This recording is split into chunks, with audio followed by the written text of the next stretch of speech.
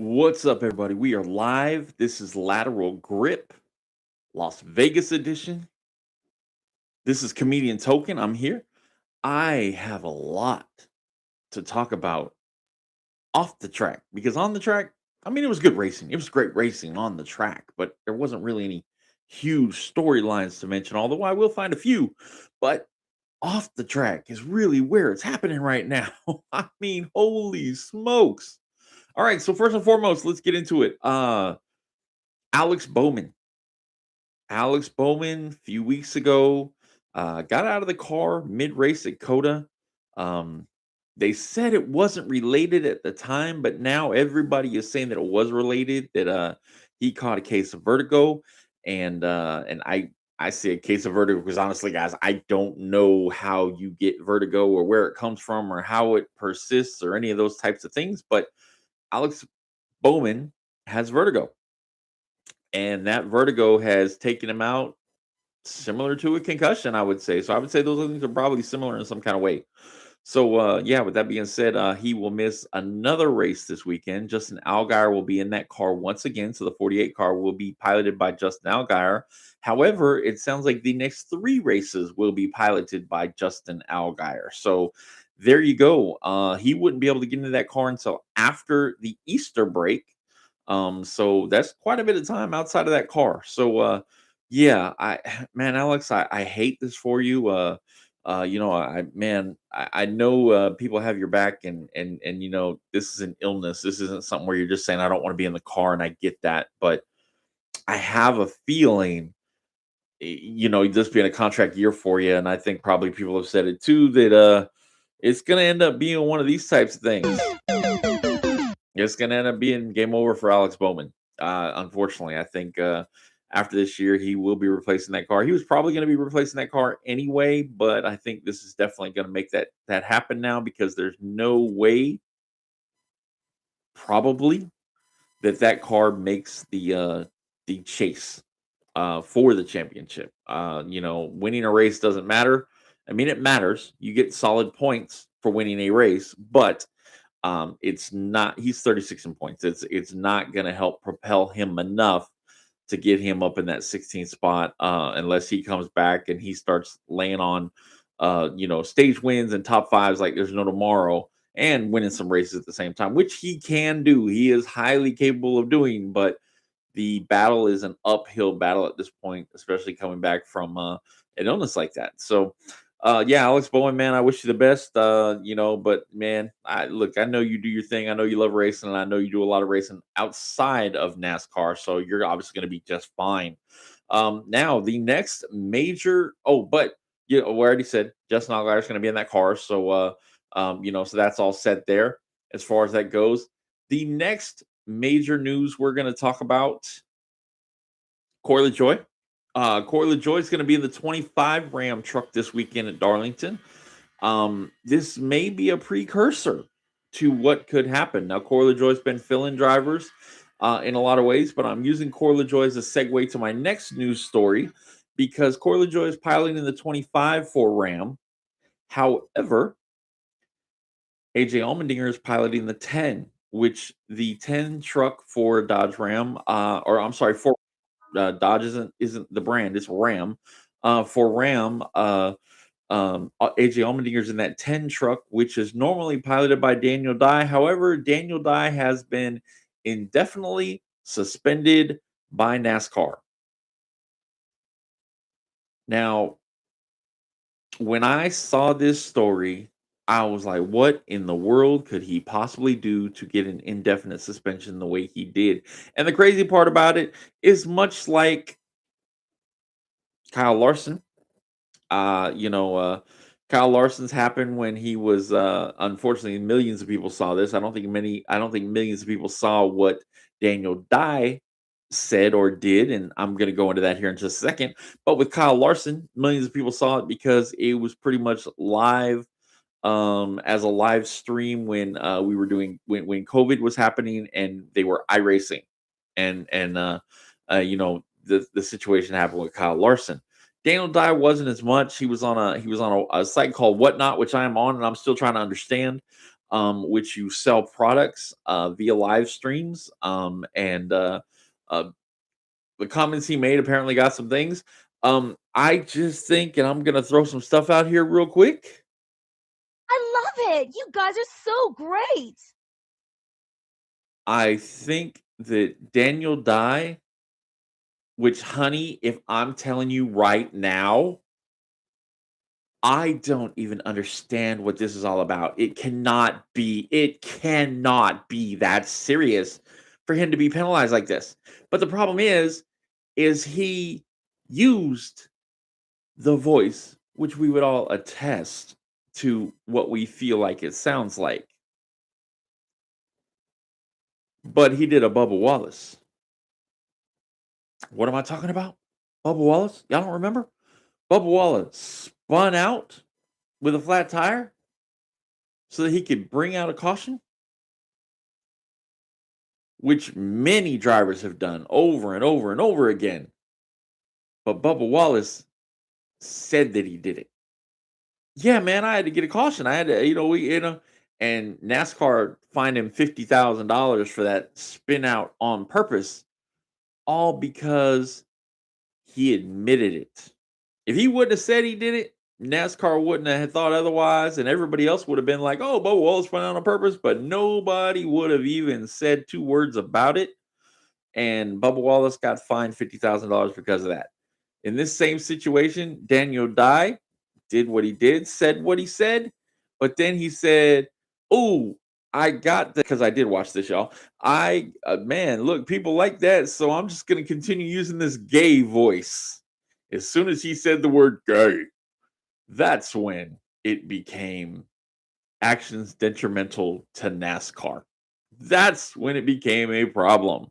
If he would have just used the voice, mimicked something, and continued on, it probably would have been just fine. But he said the word gay, and that's where it went south. So, unfortunately, Daniel Dye, you are not Kyle Larson. Your sensitive training that you're going to go through is going to be perfectly fine. However, oops, that was the wrong sound. It's probably game over for Daniel Dye. Unless, of course, you got some strong money people behind you that are going to allow you to get in some more stuff and try to build you back up. And I hope you do, because I like you, man. And I think you just made a stupid error. And I think NASCAR is way overreacting on this one. But the sensitivity training I'm good with. The indefinite suspension thing, somebody said 2 years. I haven't fact checked that, so I'm not 100% sure. But if that is 2 years suspension, man, I think that's very, very harsh for that type of situation. I think the apology was given. Do the sensitivity training. I think you should be just fine. Heck, man, I think you should call up Kyle Larson and say, "Hey, man, let me go ahead and get your memoirs and go. Let me do the so what did you do? You did the sensitivity training, then you went back into sprint cars and you started winning races like there was tomorrow. You went and won a World of Outlaws race on your first try. You started doing that. Is that what I need to do to get back in the good race of NASCAR and get me a Hendrick ride? Is that how we do it? If that's the case, Daniel Dye, I want you to follow the Kyle Larson plan and see if you can pull it off, man. So good luck to you on that one. But my precursor on Corey LaJoy is, again, AJ Allmendinger will actually be in that 10 truck this weekend at Darlington. However, I have a feeling there's a good possibility, not saying it, don't know it, not even a thought. Nobody's even told me anything. But Corey LaJoy could be in that 25 truck moving forward, or I'm sorry, that 10 truck moving forward after that. So let's find out. I'll let you all know what I know next week, and we'll kind of go from there as far as that goes. So that's the major news and notes in NASCAR. We're going to go into the O'Reilly's race at Las Vegas. This was a good race. It was a good, solid race. There was good racing. Again, Las Vegas is known. It's a big 1.5 mile track. There was a lot of tire wear. It was fun to watch the tire wear. It was fun to watch the fall off. It was. I enjoy the fact that Goodyear has taken ownership of being able to wear out the tires and not feel like they're doing any disservice to their customers. because this is racing, and this is what we want to see in racing is we want to see your tires wear out. I don't want to see your tires wear out on my passenger car. I don't want to see that. But I definitely want to see your tires wear out on a car that's going 100 and some odd miles an hour around the track so that they can fall off and we can see what kind of driving ability the driver has. So kudos to Goodyear for that. So with that being said, this was a fun race. Jeremy Clements, man, that 51 car, he was struggling all day from the jump. His car was just loose. It was tight. It was all over the place. Um, Lap two, he gets into Connor Zillage. Connor Zillage is having a tough year so far. He gets into Connor Zillage, which doesn't help Connor Zillage's day by any means at that point. Connor Zillage now definitely has some damage he's got to deal with for the rest of the day.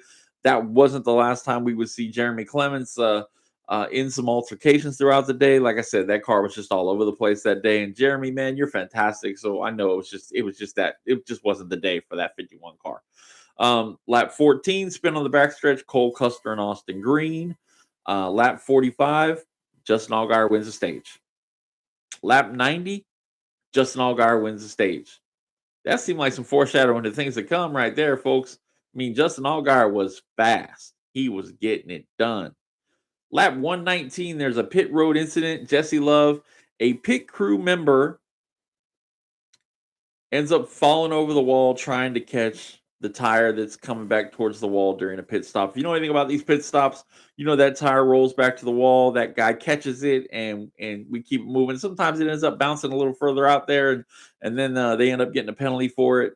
And in this case, this is what happened. A pit crew member fell over the wall trying to get that tire. Now, that pit crew member was his crew chief, Danny Stockman. That it was his crew chief that this ended up happening to. I hated that for him. I mean, it was just an accident. It sounded like one of the pit crew members had some kind of situation either at the airport, didn't make the flight. Who knows what personal situation happened? And obviously, the crew chief was stepping up to make sure that the team wasn't behind or anything. And unfortunately, that was just one of those situations where the crew chief, the tire just got away from him, and the crew chief goes over the wall, and Jesse Love gets a penalty, goes to the back. Unfortunately, by sending Jesse Love to the back like that, he just never quite recovered the way he could have. He was up in the top five, for the most part, but when that happened, he just couldn't quite recover. Lap 125, Patrick Starpoli and Dean Thompson, they get into an altercation together. Lap 131, multi-car incident, Patrick Starpoli once again, Josh Balicki, and then lap 148. Lap 148 is the lap that everybody's really talking about because that is when Taylor Gray goes down to block Sheldon Cree at the same time, trying to get underneath. I believe at that time it was Corey Day. It was a HendrickMotorCars.com car, so it was either Corey Day or Kyle Larson, who was in one of those cars this weekend. But I believe it was. In fact, Kyle Larson was in the 88, I believe. So yeah. So I believe it might have been Corey Day still. Corey Day was up in the top five most of the day. Corey Day was strong.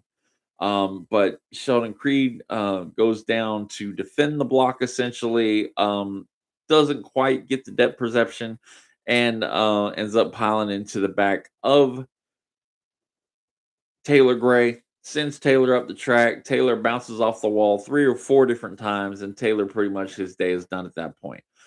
Taylor actually wasn't nearly as upset as I expected him to be. I appreciate that from Taylor. Sheldon Creed definitely took responsibility for it. And I'm sure Sheldon Creed and Taylor Gray had a conversation throughout this week at some point about the situation, and we move on. With that being said, like I said, Jason Love's back there. Corey Day was up in that mix all day.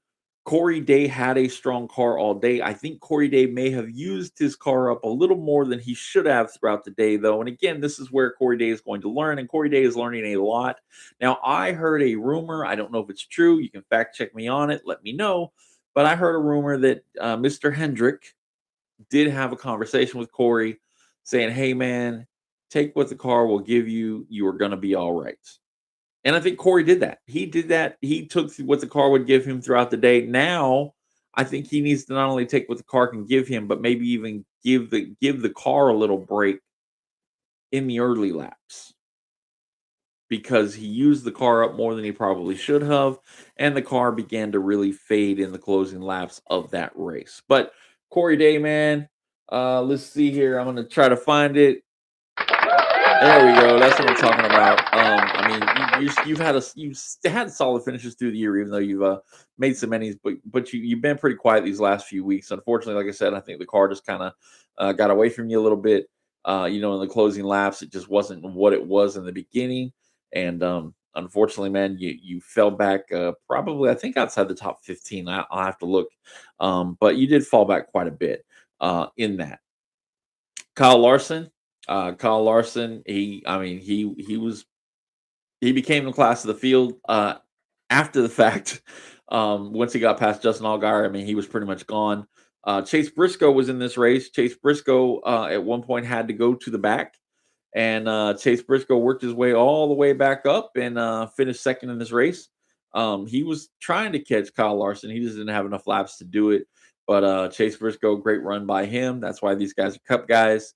Um, let's see. One other one I want to think about here. Let's see. Let me go back here. Sam Mayer. That's who it was. Sam Mayer. So Sam Mayer, he is on the pole. He was fast. He was leading laps. And unfortunately,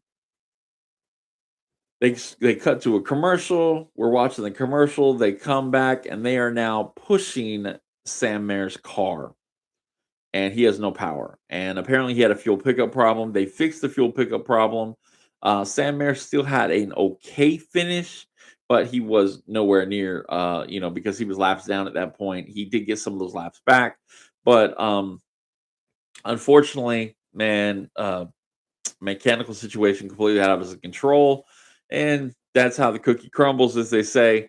And we move on to Sunday. Congratulations, Kyle Larson, on winning on Saturday. And by the way, Kyle Larson doing what I'm sure NASCAR instructed all of the O'Reilly's guys to do, and that is taking care of the dice that is on the checkered flag stripe along Las Vegas Motor Speedway at the stripe there. Um, if you noticed, he did his burnout down on the apron and then spun around the dice and came back around and parked it nice and neatly and never even put a rubber mark on those dice. Oh, there we go. Congratulations, Kyle Larson, for that. Way to teach them boys how to do a solid burnout and not destroy everything for the Sunday race. So now we are going to get into Sunday, and that is the Cup race. All right, so the Cup race. This is the first mile and a half track of the year. This is the time where they can figure out, are the Chevys good enough? Are the Fords good enough? Now, I saw some things about there were some crew chiefs and car chiefs that were kicked out of this race, and they were saying Chevy issues, but there were Fords and Chevys, so it wasn't just a Chevy issue. Austin Cindric was one of the his crew chief was kicked out of this race, so and there will be penalties, I'm sure, on top of that, and that is a Ford, so it wasn't just a Chevy situation. This was a Ford situation as well, or just different teams trying some things in the beginning of the year here. Now, Toyota did have strong showing in this race. Denny Hamlin was very dominant in this race, but Toyota had some problems in this race from the JGR side of things due to the fact that, well, and honestly, nobody knows what it's due to the fact, but pretty much all the cars had speeding penalties, and some of them more than once. Ty Gibbs made mention that, man, I don't really know what's going on because I know I should have been below at that time, and he still sped again. Denny Hamlin did speed on pit row once as well and was relinquished to the back of the field after leading. Now, with that being said, Denny Hamlin got back to the front. I mean, this was it was good racing. It was good, solid racing. Again, we had good tire fall off, but from a caution standpoint, there was 3 cautions for 20 laps. There was one incident in the race, and it was Connor Zilic on lap 211. He spun off a turn 4. Sound like he might have spun off a Ricky Stenhouse, but that was about the only incident. So at the end of stage 1, Christopher Bell, he wins that stage. The end of stage 2 William Byron wins that stage. Denny Hamlin wins the race. Emotional win for Denny Hamlin, obviously with everything that's been in the news with him and all the struggles he's had. I'll have to listen to the podcast to hear who won the fishing tournament that they did. You guys know what the podcast is, so I don't need to tell you what it is there. Once they mention my podcast, I'll mention theirs. How about that? All right. So with that being so in that moment though, I think all of the cars showed that they could be good. Um, you know, uh as far as points go, it's kind of crazy the discrepancy in how points work this year. Now, the cars that were pretty strong all day and stayed consistent were the 2311 cars, Bubba Wallace and Tyler Reddick. They stayed pretty much in the top 10 all day, um, with some exceptions of a little movement, but pretty much stayed in the top 10. Along those lines of staying in the top 10, which again, this is where I think Riley is really going to have to put it together, and because Riley is still struggling in this Cup car, and I think Riley is definitely going to have to put together some finishes to show his worth to 2311, because I definitely think they are ready to make the next step, and whether that next step is put Corey Heim in that car or have Corey Heim have his own separate car, we're going to see how that plays out. But there's some Toyota drivers in the pipeline, and Toyota doesn't have enough cars for the Toyota drivers. So um, we'll see how that plays out. Hopefully, y'all ain't hearing that banging and pounding. I got some construction going on around me this week, so hopefully that's not too bad, and hopefully you guys don't hear that too bad. But it was essentially Toyota dominance. I'm going to give you the top 10 here. First, Denny Hamlin. Second, Chase Elliott. He made a late charge trying to win this thing. Third, William Byron. Fourth, Christopher Bell. Fifth, Ty Gibbs. Sixth, Chris Buescher. Seventh, Kyle Larson. Eighth, Chase Briscoe. Ninth, Bubba Wallace. And 10th, Brad Keselowski. Now, Tyler Reddick, he did finish outside of the top 10 in this race. However, that did not affect his lead. I mean, it affected it a little bit. Tyler Reddick now has a championship lead of 61 points. Is that right? Let me see here. Yep, 61 points ahead of what is now Bubba Wallace back in second place. So Bubba Wallace back in second place. Ryan Blaney is now in third place. And Denny Hamlin, who I believe was outside of the top 20 in points, but it might have just been the top 15 with that win. And that tells you the significance of wins still mattering when it comes to points. Denny Hamlin is now in fourth place in points. He's still 80 points. Let me see here. He's still about 82 points behind. Is that right? Let me think. I'm trying to add this together. Yeah, that's pretty close. He's still 80 some points behind, but with that being said, that win propelled him up into fourth spot in the regular season championship. So that shows you that there's definitely some room to go, some room to move when you hit those championship standings. This weekend, they're at Darlington. That will be a fun race. I love Darlington because Darlington, I mean, let's be real, Darlington is a one groove racetrack. And while I don't like one groove racetracks, I like the fact that you have to drive the car in order to get around that track. It's not somewhere you're just holding the wheel down, but you have to.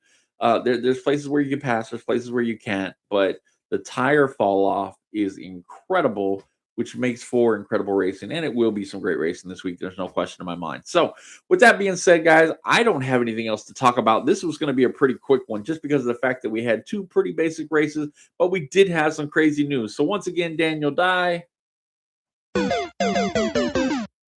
Alex Bowman, better things to come, I'm sure.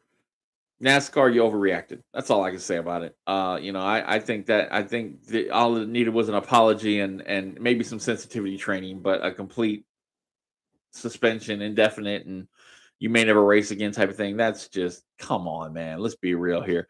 But that is me. That is my take. I am comedian Token. I can get away with that stuff because I do comedy. So I can be like, oh my God, girl, this is so crazy. I can do that all day long and nobody can say a thing because it's comedy.